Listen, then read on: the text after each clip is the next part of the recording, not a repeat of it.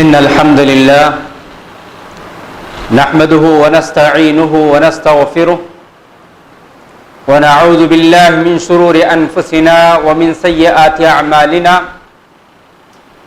من يهده الله فلا مضل له ومن يضلله فلا هادي له وأشهد أن لا إله إلا الله وحده لا شريك له وأشهد أن محمدًا عبده ورسوله أرسله بالحق بشيرًا ونذيرًا وداعيًا إلى الله بإذنه وسراجًا منيرًا أما بعد فإن خير الحديث كتاب الله وخير الهدي هدي محمد صلى الله عليه وسلم وشر الأمور محدثاتها وكل محدثة بدعة وكل بدعة ضلالة وكل ضلالة في النار أعوذ بالله من الشيطان الرجيم بسم الله الرحمن الرحيم والعصر إن الإنسان لفي قسر إلا الذين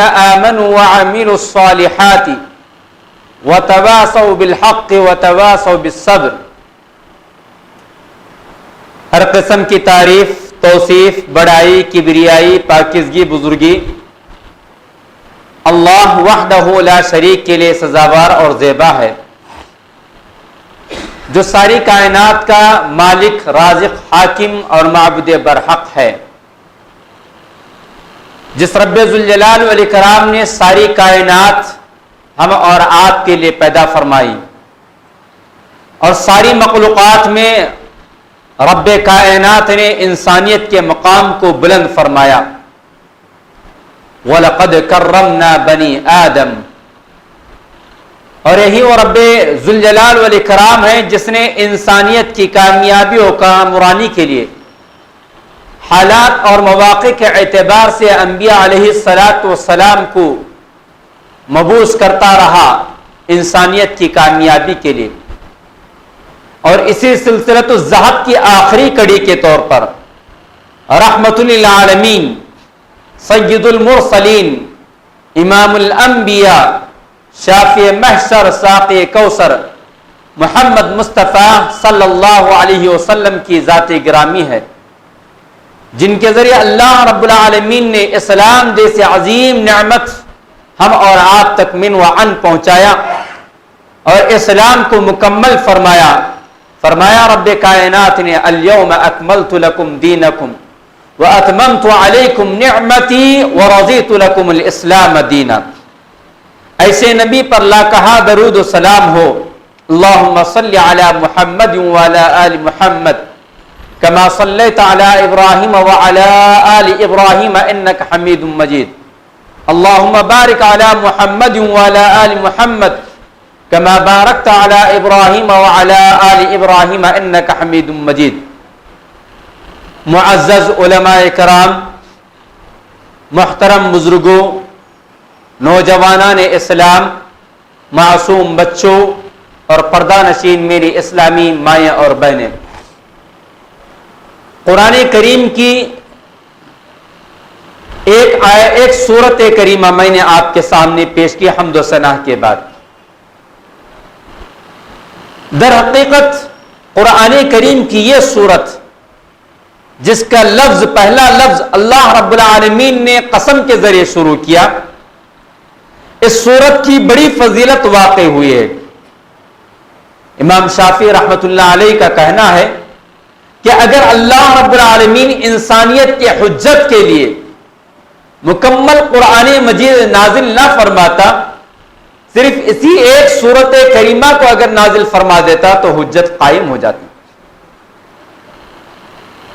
آئیے میں آج آپ کے سامنے خطبہ جمعہ کے اس مختصر سے موقع پر اس سورت کریمہ کی روشنی میں اور قرآن کریم کی دیگر آیات اور احادیث صحیحہ کی روشنی میں جس عنوان کے تحت لب کشائی کرنا مناسب اور ضروری سمجھتا ہوں، اس کا عنوان ہے اسلام میں وقت کی اہمیت اور آج ہمارا معاشرہ.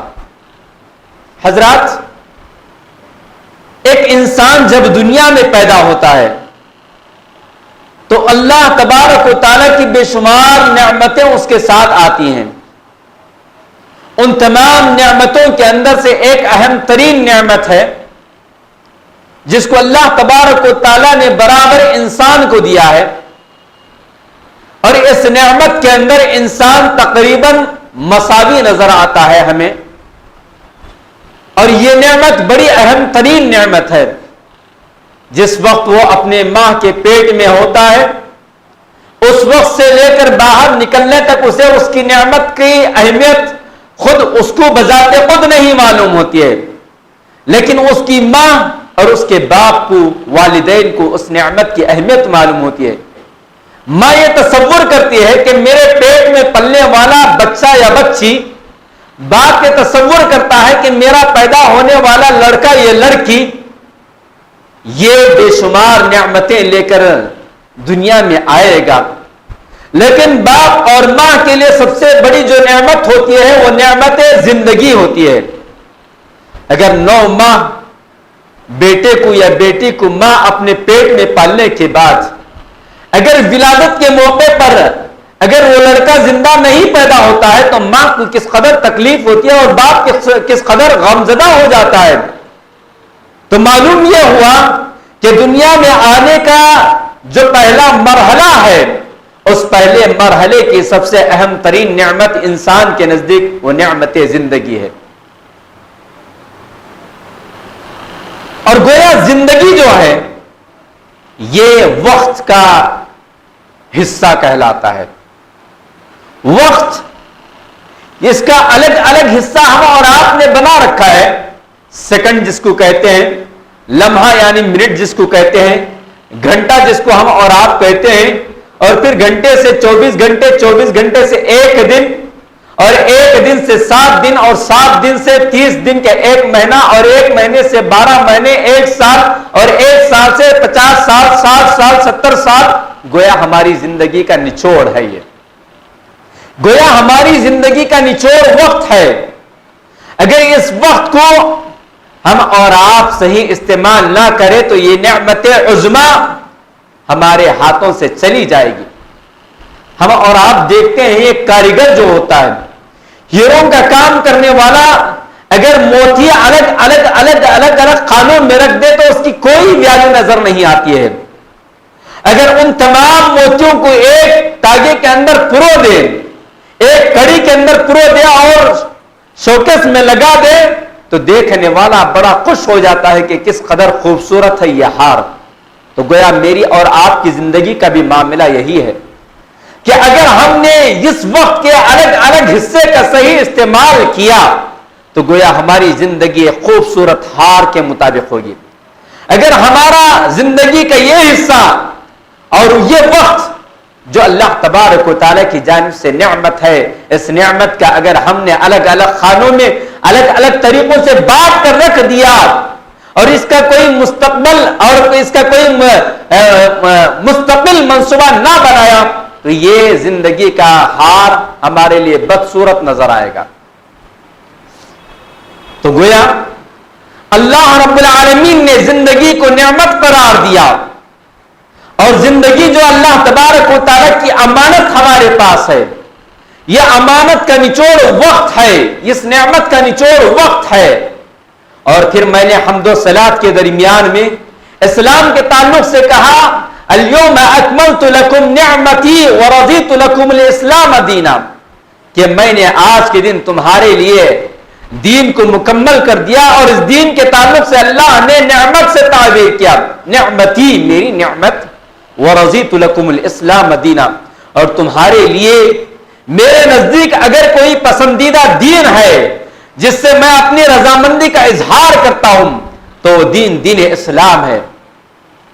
نعمت عظمی یا نعمت کبریٰ اگر اسلام ہے تو انسان کو اس اسلام کو پانے کے لیے جو مہلت دی گئی ہے وہ بھی ایک بڑی نعمت زندگی کے اعتبار سے ملی ہوئی ہے. حضرات، اسلام کے اندر وقت کی بڑی قدر و قیمت بتائی گئی ہے. بے شمار آیات ہمیں اور آپ کو قرآن کریم کے اندر ملتی ہیں. وقت کی اہمیت اس قدر ملتی ہے کہ اللہ تبارک و تعالیٰ نے قرآن کریم کے اس چھوٹے سے سورت کے اندر وقت کی عمومی طور پر قسم کھائی، کہا والعصر ان الانسان لفی خسر، قسم ہے زمانے کی، قسم ہے زمانے کی، در حقیقت انسان گھاٹے اور خسارے کے اندر مبتلا ہے۔ اس آیت کریمہ کے اندر اللہ تبارک و تعالیٰ نے سارے زمانے کی قسم کھائی، اور زمانہ وقت ہی سے بنتا ہے۔ ہم اور آپ کہتے ہیں ایک زمانے کی بات ہے، مطلب چند سالوں کی جو بات ہوتی ہے، چند سالوں کا جو واقعہ ہوتا ہے، ہم کیا کہتے ہیں؟ زمانہ ہوا اس واقعے کو گزرے، زمانہ ہوا اس بات کو گزرے۔ یہ زمانہ کیسے بنتا ہے؟ اسی وقت سے بنتا ہے، اسی سیکنڈ سے بنتا ہے، اسی لمحے سے بنتا ہے، اسی گھنٹے سے بنتا ہے، اسی دن اور اسی رات سے بنتا ہے، اسی ہفتے سے بنتا ہے، اسی مہینے سے بنتا ہے، اور اسی سال سے بنتا ہے۔ تو گویا اللہ تبارک و تعالیٰ نے عمومی طور پر زمانے کی قسم کھائی، والعصر کہا، اور قرآن کریم کا بڑا نرالا انداز ہے، رب العالمین کے بیان کرنے کا نرالا انداز پایا جاتا ہے۔ اور جب کہ اللہ تبارک و تعالیٰ کا کوئی بھی لفظ انسانیت کی اہمیت کے لیے، انسانیت کو جاننے کے لیے بڑا اہم ہوتا ہے، انسانیت کی زندگی کے کائے کو پلٹنے کے لیے ایک ایک لفظ بڑا اہم ہوتا ہے، باوجود اس کے قرآن کریم کا اگر ہم مطالعہ کرتے ہیں تو اللہ تبارک و تعالیٰ نے مختلف اوقات میں مختلف احکام اور مختلف حالات کا ذکر کرنے کے لیے اللہ تبارک و تعالیٰ نے قسم کھائی ہے، قسم کھائی اللہ تبارک و تعالیٰ نے۔ اسی طرح جب زمانے کا ذکر کرنے کی نوبت آئی تو اللہ نے کہا والعصر، قسم ہے زمانے کی، ان الانسان لفی خسر، تحقیق کہ انسان گھاٹے اور خسارے کے اندر مبتلا ہے، سوائے اس آدمی کے، سوائے اس گروپ کے، سوائے ان لوگوں کے، الا الذین آمنوا، جو کہ ایمان لے آئے، وعملوا الصالحات، اور نیک عمل کیے، وتواصوا بالحق، اور حق کی تلقین کرتے رہے، وتواصوا بالصبر، اور صبر کی تلقین کرتے رہے۔ تو اللہ تبارک و تعالیٰ نے ان آیات کے اندر کامیاب آدمی کون ہے اس کا مقام بتا دیا، اس کے اصول بتا دیا۔ کامیاب وہ ہے جو ایمان لے آیا، گھاٹے اور خسارے سے وہ نکل جائے گا۔ زمانے کے اندر پائے جانے والا جو گھاٹا اور خسارہ ہے اس سے وہ آدمی نکل جائے گا جس نے ایمان لے آیا، اور ایمان لانے کے بعد عمل صالح اختیار کیا، اور عمل صالح کے بعد میدان دعوت کو لازم پکڑا، اور میدان دعوت کو لازم پکڑنے کے بعد میدان دعوت کے اندر آنے والے مصائب اور میدان دعوت میں آنے والے مصیبت اور آزمائشوں پر صبر سے کام لیتا رہا، اور دوسرے ساتھیوں کو صبر کی تلقین کرتا رہا، تو گویا یہ آدمی کامیاب ہے۔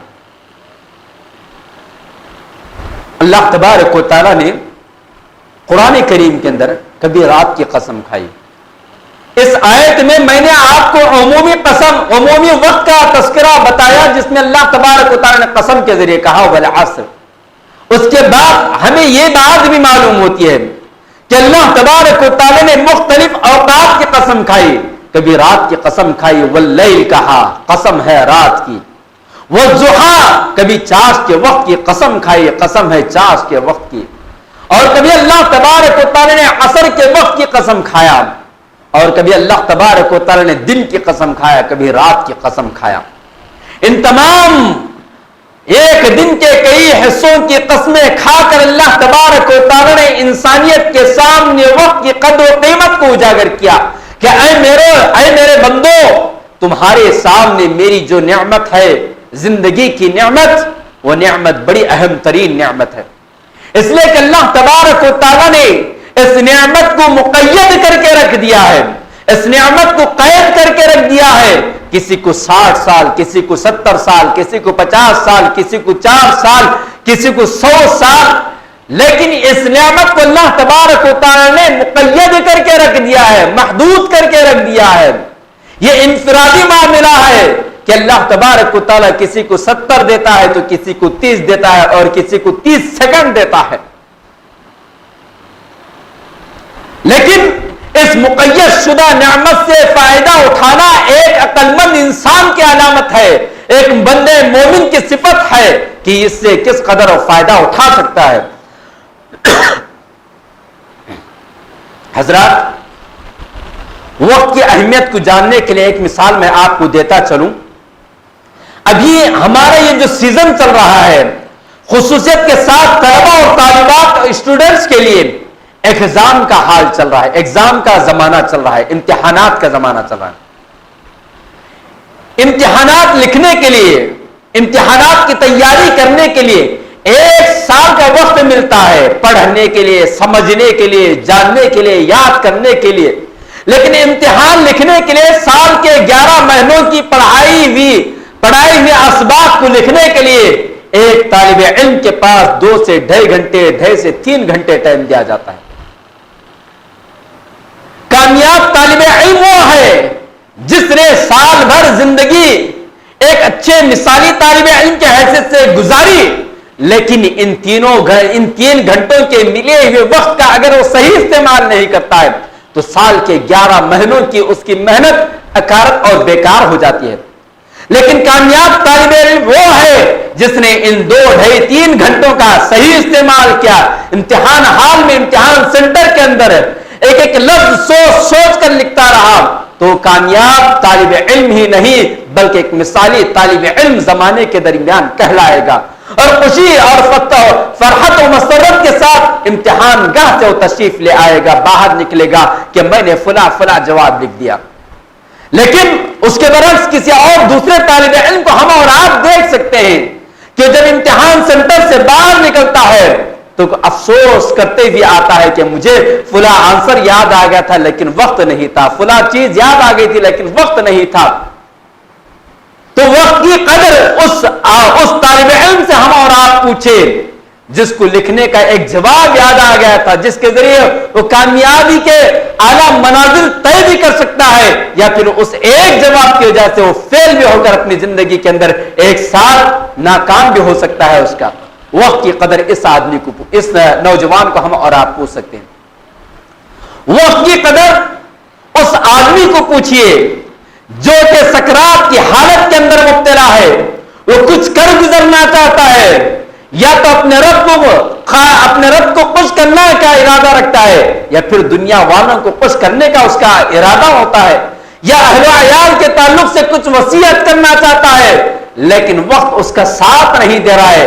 جائیے اسے پوچھے کہ وقت کی کیا قدر و قیمت ہے.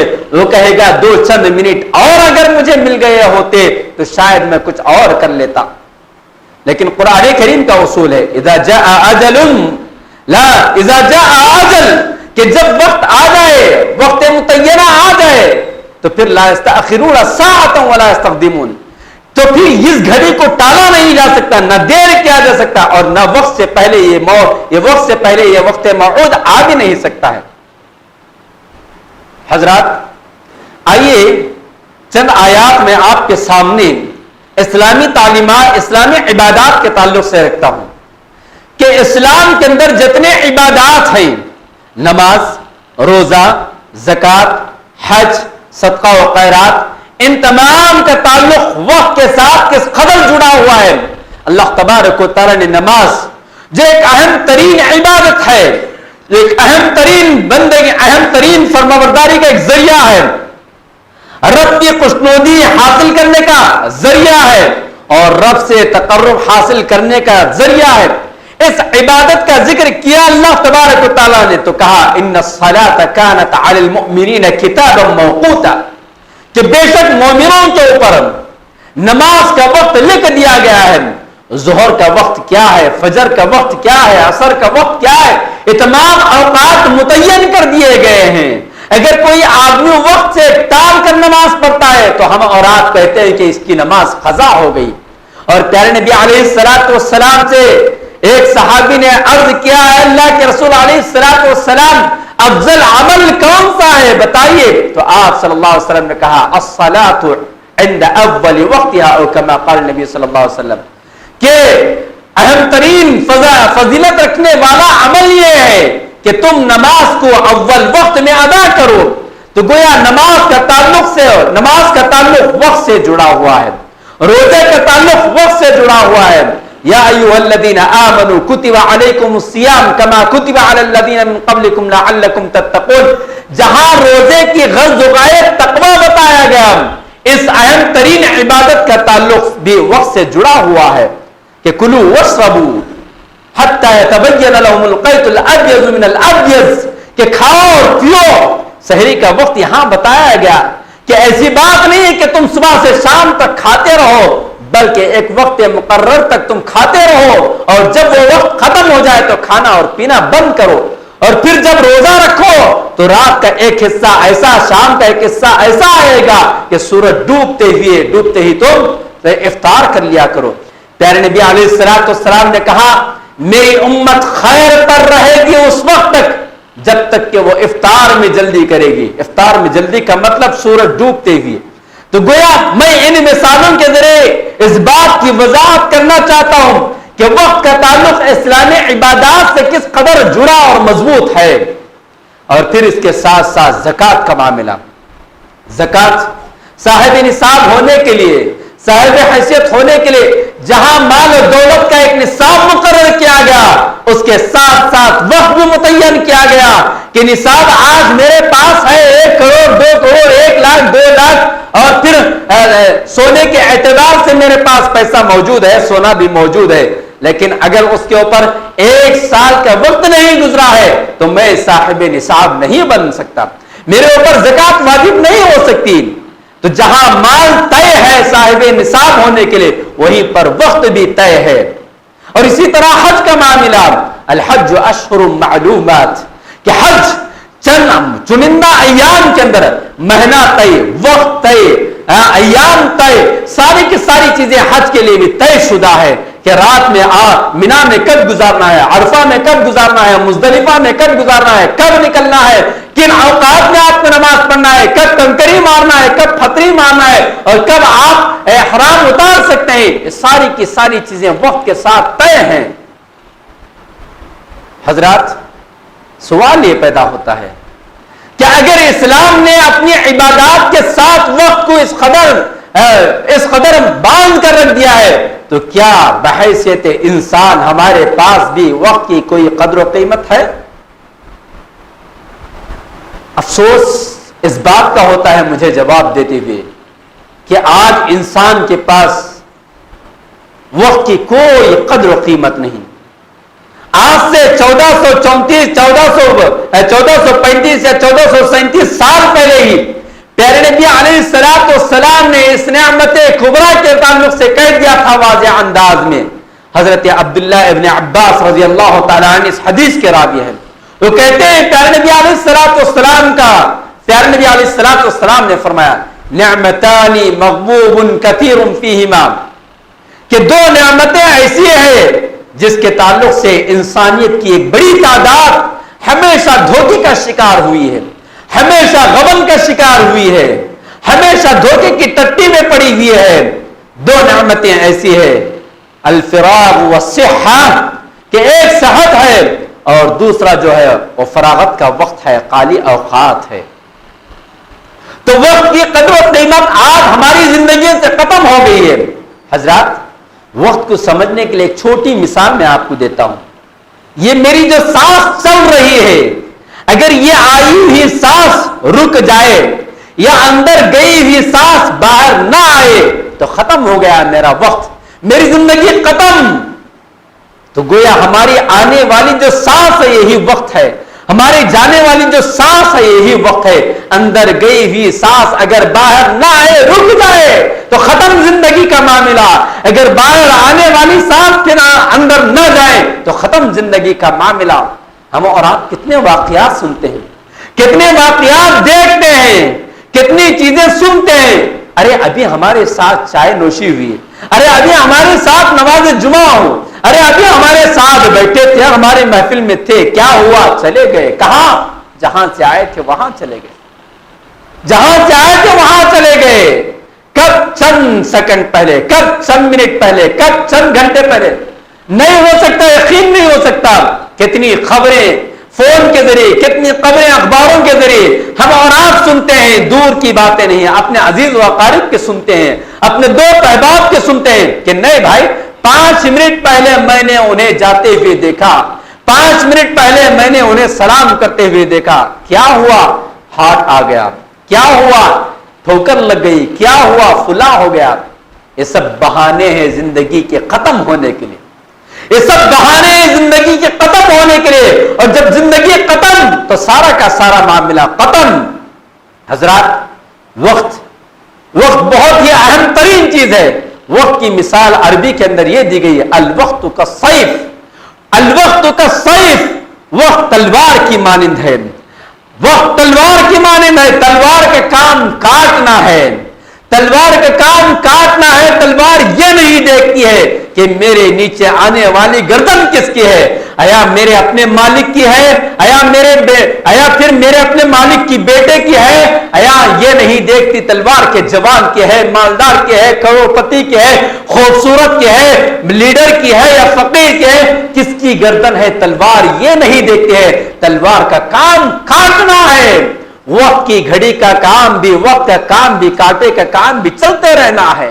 کون استعمال کر رہا ہے، کون فائدہ اٹھا رہا ہے، کون کس قدر اس سے مستفیض ہو رہا ہے. گھڑی کا کام، کاٹے کا کام یہ نہیں ہے، برابر چلتے چلتے چلتے ہی رہے گا. ہم اور آپ دیکھتے ہیں سورج طلوع ہوتا ہے، غروب ہو رہا ہے، چاند نکل رہا ہے، صبح ہوتے ہی غائب ہو رہا ہے، تارے نکل رہے ہیں، صبح ہوتے ہی غائب ہو رہے ہیں. ان کا کام اپنے محور کے مطابق چل رہا ہے. کبھی کسی دن سورج نے اس بات کا انکار نہیں کیا کہ فلاں صاحب ابھی سو رہے ہیں، نواب صاحب آرام کر رہے ہیں، نواب صاحب اٹھنے تک میں نہیں نکلوں گا. سورج نے یہ نہیں کہا، چاند نے یہ نہیں کہا کہ ابھی دکان کھلے ہوئے ہیں، رات گویا نہیں ہوئی ہے، میں نہیں نکل پاؤں گا. چاند نے یہ نہیں کہا، بلکہ چاند کا کام اپنا چل رہا ہے، سورج کا کام اپنا چل رہا ہے. انسان اس کا استعمال یا غلط کرے لیکن ان کا کام برابر چلتے ہی رہنا ہے. الوقت کا سیف، تلوار کے مانند ہے. سورۃ العصر کی تفسیر کے اندر مختلف ائمہ اور مختلف مفسرین کے بہت سارے اقوال ہیں اور بہت ساری مثالیں ہیں. اس میں سے ایک مثال یہ ہے کہ وقت گویا برف کے مانند ہے. وقت گویا برف کے مانند ہے، آئس کے مانند ہے. آئس یعنی برف، ہم اور آپ دیکھتے ہیں کہ وہ فائدہ پہنچانے والی چیز ہے، خصوصیت کے ساتھ اس زمانے میں، گرمی کے زمانے میں. سمر میں برف کی اور آئس کی کس قدر اہمیت ہے ہم میں سے ہر بچہ جانتا ہے. اس کے لیے بڑی بڑی ڈگریوں کی ضرورت نہیں ہے، پڑھنے کی ضرورت نہیں ہے. ٹھنڈے پانی کی کیا ویلیو ہے ہم اور آپ جانتے ہیں آج کے اس وقت میں. گویا وقت کی بھی برف کے مانند ہے. برف کیا کرتا ہے؟ ایک آدمی برف خرید کے لاتا ہے، ایک آدمی برف خرید کے لاتا ہے. لانے کے بعد اگر وہ عقل مند آدمی ہے تو برف کا صحیح استعمال کرنے کے لیے یا تو پانی میں ڈال دیتا ہے، شربت بناتا ہے، یا پھر خالی پانی میں ڈال کر پیتا ہے، خود پیتا ہے، دوسروں کو پلاتا ہے، عزیز و اقارب کو پلاتا ہے. تو گویا وہ خود کو فائدہ پہنچا رہا ہے اور عزیز و اقارب کو فائدہ پہنچا رہا ہے. ایک آدمی وہ ہے جس نے برف کو خرید کر لایا لیکن دھوپ کے اندر گھر کے سامنے رکھ دیا، بازار میں رکھ دیا، دکان کے سامنے رکھ دیا. نہ خود فائدہ اٹھا رہا ہے نہ دوسروں کو فائدہ اٹھانے کا وہ موقع دے رہا ہے. تو برف کیا کرے گا؟ ارے نہیں بھائی، 500 روپیوں کا ہوں میں کیسے بھول جاؤں؟ ارے فلاں نے مجھے خرید کر لایا ہے، اس کے حکم کے بغیر کیسے میں بھول جاؤں؟ یہ برف انتظار نہیں کرتا ہے. برف یہ نہیں دیکھتا کہ اب مجھے ڈرم میں ڈالا جائے گا، اب مجھے پانی میں ڈالا جائے گا، اب مجھے شربت میں ڈالا جائے گا، اب میری واہ واہ ہو گئی ہے، اب مجھے پی پی کے تسلی دیں گے کہ جان ٹھنڈا ہو گیا، گرمی دور ہو گئی. برف یہ انتظار نہیں کرتا. برف کا کام گھلنا ہے، پگھلنا ہے، پگھل کر رہے گا چاہے آپ فائدہ اٹھاؤ یا نہ اٹھاؤ. برف یہ نہیں دیکھتا ہے. اسی طرح یہ وقت بھی ہے. وقت یہ نہیں دیکھتا کہ چلو آج میں 12 گھنٹوں کے بجائے 14 گھنٹے بن جاؤں گا، 14 گھنٹوں کے بجائے 24 گھنٹے بن جاؤں گا، 24 گھنٹوں کے بجائے 48 گھنٹے کا دن ہو جاؤں گا. نہیں میرے بھائیوں، یہ ساری کی ساری چیزیں طے شدہ ہے، انسان کے ہاتھ میں نہیں ہے. انسان کے ہاتھ میں وقت جو دیا گیا ہے وہ یہ کہ آپ اس کا استعمال کرو. استعمال صحیح کرتے تو فائدہ اٹھائیں گے، اگر استعمال اس کا غلط کرے تو فائدہ نقصان اٹھاؤ گے. تو گویا وقت بہت اہم ترین چیز ہے. اس وقت کا صحیح استعمال کر کے انسان کہاں پہنچتا ہے؟ دیکھیے ایک اصول ہے، اس اصول کو یاد رکھیے آپ. خصوصیت کے ساتھ میں اپنے نوجوان طبقے سے مخاطب ہوں گا. اس اصول کو یاد رکھیے، کوئی بھی آدمی اگر وقت کا صحیح استعمال کرتا ہے، وقت کی قدر و قیمت جانتا ہے، محنت کرتا ہے، تو اسے اپنے وقت کے صحیح استعمال کا پھل اور اپنے وقت کے صحیح استعمال کا رزلٹ اور نتیجہ مل کر رہے گا، چاہے وہ کافر ہو، چاہے وہ مسلمان ہو، چاہے وہ نمازی ہو، چاہے وہ بے نمازی ہو، چاہے وہ مالدار ہو یا غریب ہو۔ دولت کسی کے پاس زیادہ ہے، کسی کے پاس کم ہے، لیکن وقت آج 12 گھنٹے امیر کے لیے بھی ہے، 12 گھنٹے غریب کے لیے بھی ہے، 12 گھنٹے روڈ پر بھیک مانگنے والے کے لیے بھی ہے، 12 گھنٹے آفس میں اے سی میں بیٹھ کر صرف سگنیچر کر کے کمانے والے کے لیے بھی ہے۔ ایسا نہیں کہ اس کے پاس 12 گھنٹے اور اس کے پاس 10 گھنٹے، ایسی بات نہیں ہے۔ ان 12 گھنٹوں کا جو آدمی جیسے استعمال کرے گا وہ ویسا پائے گا، اور اللہ تبارک و تعالیٰ کے نزدیک آدمیوں کی قدر و قیمت ہے جو آدمی جس میدان میں محنت کرتا ہے اس کا پھل مل کر رہے گا۔ ذرا سوچئے، آج اس ترقی یافتہ زمانے میں ہم اور آپ بیٹھے ہوئے، الحمدللہ بے شمار علماء، بے شمار محدثین اور بے شمار دعات وقت کا صحیح استعمال کر کے وہ چلے بھی گئے، لیکن آج سبحان اللہ ان کے نام زندہ و جاوید ہیں، ان کے کارنامے زندہ و جاوید ہیں۔ امام بخاری رحمت اللہ علیہ کو گزرے ہوئے کتنے سو سال ہو گیا، لیکن آج بھی بچے کی زبان پر لفظ بخاری چڑھا ہوا ہے، لفظ بخاری چڑھا ہوا ہے۔ خصوصیت کے ساتھ ہم اہل حدیثوں کے نزدیک امام بخاری رحمت اللہ علیہ کا نام ہمارا 10 سال 8 سال کا بچہ بھی جانتا ہے، اگرچہ کہ اسے لفظ با بھی لکھنے نہ آئے۔ ہمارا 60 سال کا بوڑھا آدمی بھی جانتا ہے، اگرچہ کہ اسے بخاری لکھنا نہ آئے، لیکن اس کے باوجود امام بخاری رحمت اللہ علیہ کا نام بڑے ادب اور احترام کے ساتھ لیتا ہے۔ کیا بات ہے؟ کیوں لیا جاتا ہے امام بخاری رحمت اللہ علیہ کا نام؟ کیوں زندہ ہے ان کا نام آج بھی؟ کیوں سارے مدارس کے اندر ان کی کتاب پڑھائی جاتی ہے؟ اس لیے کہ امام بخاری رحمت اللہ علیہ نے وقت کا صحیح استعمال کرتے ہوئے اپنی زندگی کو پیارے نبی علیہ السلام کی پیاری تعلیمات کو جوڑنے کا کام کیا اور اپنی زندگی کو اس کے ساتھ وقف کر دیا، اور پھر دیکھتے ہی دیکھتے قیامت کے صبح تک امام بخاری رحمت اللہ علیہ کا نام ادب اور احترام کے ساتھ کیا جائے گا۔ اللہ تبارک و تعالیٰ نے امام بخاری رحمت اللہ علیہ اور ان کی کتاب کو اس قدر مقام دے دیا زندگی کے دنیا کے اندر کہ ساری دنیا بایک زبان کہتی ہے، ساری دنیا بایک زبان کہتی ہے، چاہے وہ کسی بھی مسلک کا، کسی بھی فرقے کا، کسی بھی جماعت کا تعلق رکھنے والا کیوں نہ ہو۔ وہ کیا کہتا ہے؟ اصح الکتب بعد کتاب اللہ، اصح الکتب بعد کتاب اللہ۔ اگر صحیح کتابوں کے اندر کتاب اللہ کے بعد کوئی کتاب ہے تو سب سے پہلے امام بخاری رحمت اللہ علیہ کی کتاب ہے۔ وقت کا صحیح استعمال امام بخاری رحمت اللہ علیہ کو زندہ اور جاوید رکھ دیا، اگرچہ کہ وہ گئے ہوئے زمانہ ہو گیا، لیکن ان کا نام، ان کا کارنامہ اور ان کی تعلیمات اور ان کی کتاب قیامت کی صبح تک انہیں زندہ رکھے گی۔ اسی طرح میں نے ایک مثال امام بخاری کی دی، لے لیجیے آپ تمام محدثین کی مثال، تمام مفسرین کی مثال، امام ابن کثیر رحمت اللہ علیہ کی مثال، جہاں ان کی کتاب تفسیر ایک معتبر کتاب سمجھی جاتی ہے، ایک مرجع کتاب سمجھی جاتی ہے تفسیر کے اندر، تو پھر کیوں یہ امام ابن کثیر رحمت اللہ علیہ کو یہ مقام ملا؟ اس لیے کہ انہوں نے اپنی زندگی کا صحیح استعمال کیا۔ ابھی قریب کے زمانے میں 99 میں جن کا انتقال ہو گیا، جنہیں آج تک دنیا انسانیت اور دنیا اسلام کسی بھی حدیث کو پیش کرنے کے بعد ان کا نام نیچے لیا جاتا ہے کہ حسن کہا، صحیح کہا، ضعیف کہا، محدث عصر شیخ ناصر الدین البانی رحمت اللہ علیہ۔ شیخ ناصر الدین البانی رحمت اللہ علیہ کی مثالہ ہمارے سامنے، امام بخاری رحمت اللہ علیہ کو گزرے ہوئے 100 سال ہو گئے، لیکن شیخ ناصر الدین البانی رحمت اللہ کو گزرے ہوئے 15-16 سال ہوئے، لیکن 15-16 سال کے اندر ہم اور آپ دیکھتے ہیں ہر مدرسے کے اندر، ہر کتاب کے اندر، ہر درس کے اندر ان کا نام لیا جاتا ہے۔ ہمارے ہی دور کے محدث تھے، انہوں نے اپنی 60 سالہ 70 سالہ جو زندگی ملی تھی اس زندگی کو کیسے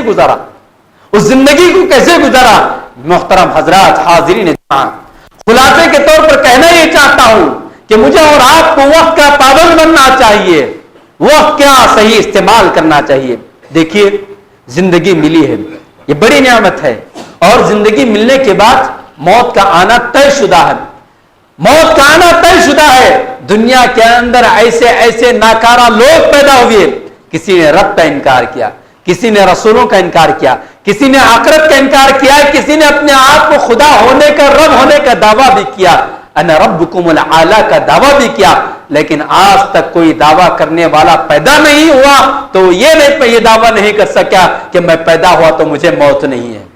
موت ہر ایک کو آنی ہے، کل نفس ذائقۃ الموت، لیکن کامیاب آدمی وہ ہے جو موت کے بعد بھی ایسا کارنامہ انجام دے جائے کہ موت کے بعد بھی اس کے لیے صدقہ جاریہ بن جائے۔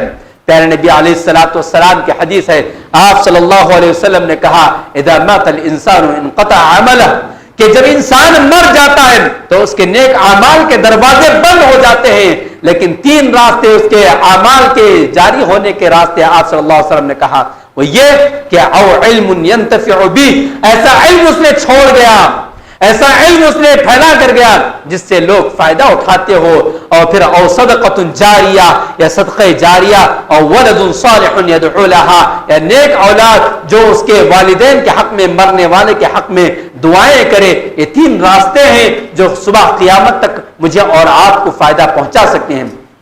حضرات، وقت اس بات کی اجازت نہیں دیتا کہ اور بھی میں آپ کے سامنے تفصیلاً ذکر کروں، لیکن ایک حدیث اور اس کا ترجمہ اور ہمارے نوجوانوں کا ایک نظارہ آپ کے سامنے 2 منٹ کے اندر پیش کر اپنی بات کو ختم کروں گا۔ آپ علیہ السلام کی حدیث ہے، حضرت عبداللہ بن مسعود رضی اللہ تعالیٰ عنہ اس حدیث کے راوی ہیں، اور صحیح حدیث ہے۔ آپ صلی اللہ علیہ وسلم نے کہا کہ، اور مختلف روایتوں میں مختلف الفاظ کے ساتھ یہ روایت ہے، کہیں لا تزال ہے، کہیں لا یزال ہے۔ آپ صلی اللہ علیہ وسلم نے کہا لا تزال قدم ابن آدم عند اللہ حتی یسأل عن خمس، کہ ابن آدم کے پیر اللہ تبارک و تعالیٰ کے نزدیک سے اس وقت تک ہٹ نہیں سکتے، حتی یسأل عن خمس، جب تک کہ اس سے 5 سوالات نہ کر لیے جائے۔ ساری انسانیت سے، حضرت آدم علیہ السلام سے لے کر قیامت تک پیدا ہونے والی ساری انسانیت سے، مالدار، غریب، مرد، نوجوان، بوڑھا، مرد اور عورت، عالم، جاہل، سب سے سوال کیا جائے گا، نبی سے، ولی سے، سب سے سوال کیا جائے گا۔ 5 سوال، ان 5 سوالوں میں سے 2 سوال کا تعلق میری تقریر سے ہے۔ آپ صلی اللہ علیہ وسلم نے کہا وَعَنْ عُمْرِهِ فِي مَا أَفْنَى، کہ اے آدمی، اللہ تبارک و تعالیٰ پوچھے گا اے میرے بندے، میں نے تجھے زندگی دی تھی، عمر دی تھی، 50 سال، 60 سال، 100 سال زندگی دی تھی، اس زندگی میں اپنا تو نے کہاں گزارا، کیسے گزارا، کیسے گزارا؟ کیا اللہ تعالیٰ کی بندگی میں گزارا یا نافرمانی میں گزارا؟ اگر ایک سوال تھا تو کافی تھا زندگی کے لیے۔ وَعَنْ عُمْرِهِ، پوری عمر آ گئی، بچپن آ گیا، جوانی آ گئی، بڑھاپا آ گیا، دھیر عمر آ گئی، مالداری کا دور آ گیا، خوشحالی کا دور آ گیا، غم کا دور آ گیا، خوشی کا زمانہ، سارے کے سارے زمانے آ گئے، لیکن اس کے فوری بعد جو دوسرا سوال ہوگا وَعَنْ شَبَابِهِ فِي مَا أَبْلَى، نوجوانوں یاد رکھو تمہاری جوانی کا سوال کیا جائے گا رب کے دربار میں۔ جوانوں سوچو اس دن میرا کیا عالم ہوگا جب جوانی کے تعلق سے سوال کیا جائے گا، جوانوں تمہارا وقت کہاں گزرا ہے، تو کیا جواب دیں گے؟ رات ہماری نکھڑوں پر گزری، رات ہماری ہوٹلوں پر گزری، رات ہماری نیٹ کیفوں پر گزری، رات ہماری واٹس ایپ میں گزری، رات ہماری فیس بک میں گزری، ہماری چیٹنگ میں گزری، شام ہماری عیاشی میں گزری۔ کیا یہ جواب ہم اور آپ دے سکتے ہیں؟ جوانوں یاد رکھو جوانی کی بڑی قدر و قیمت ہے، جوانی کا جو زمانہ ہے اس کی بڑی قدر و قیمت ہے۔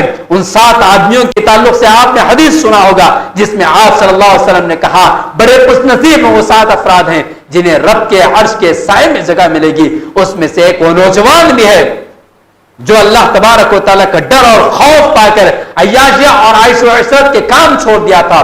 میرے نوجوان بھائیوں، آپ سے درخواست ہے کہ آج کا ہمارا مسلم معاشرہ سب سے بڑی ناقدری جس چیز کی کر رہا ہے وہ وقت کی کر رہا ہے۔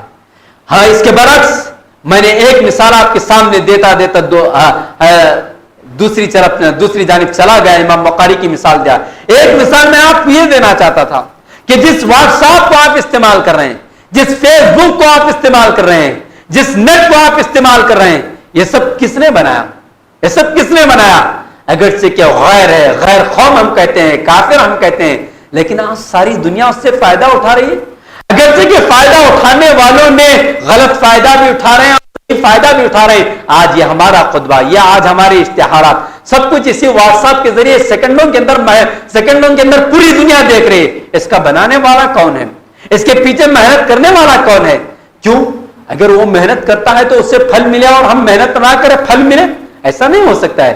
آئیے طے کر لیجئے کہ آج کے بعد سے ہمارے زندگی کا جو وقت بھی باقی ہے، اس کا ہم اور آپ صحیح استعمال کریں گے، اس کا استعمال صحیح کریں گے، چاہے ہمارے پاس زندگی کی شکل میں، سانسوں کی شکل میں چند سانس ہے ہمارے پاس، ان سانسوں کا ہم صحیح استعمال کریں۔ ہر آنے والا سورج انسان کو اس پہ یہ پیغام دے رہا ہے کہ دیکھو آج کا دن تمہارے پاس باقی ہے، جو کچھ کرنا ہے کر لو۔ ہر جانے والا سورج یہ پیغام دیتے ہوئے جا رہا ہے، پتہ نہیں کل آؤں گا یا نہیں۔ اسی طرح ہماری سانس بھی پیغام دے رہی ہے، دیکھو میں نکل تو چکی ہوں، اندر چلی جاؤں تو واپس آؤں یا نہ آؤں مجھے پتہ نہیں، آ تو گئی ہوں، اندر جانا میرے ہاتھ میں نہیں ہے، کب سانس ختم ہو جائے گی، جو کچھ کرنا ہے کر لو۔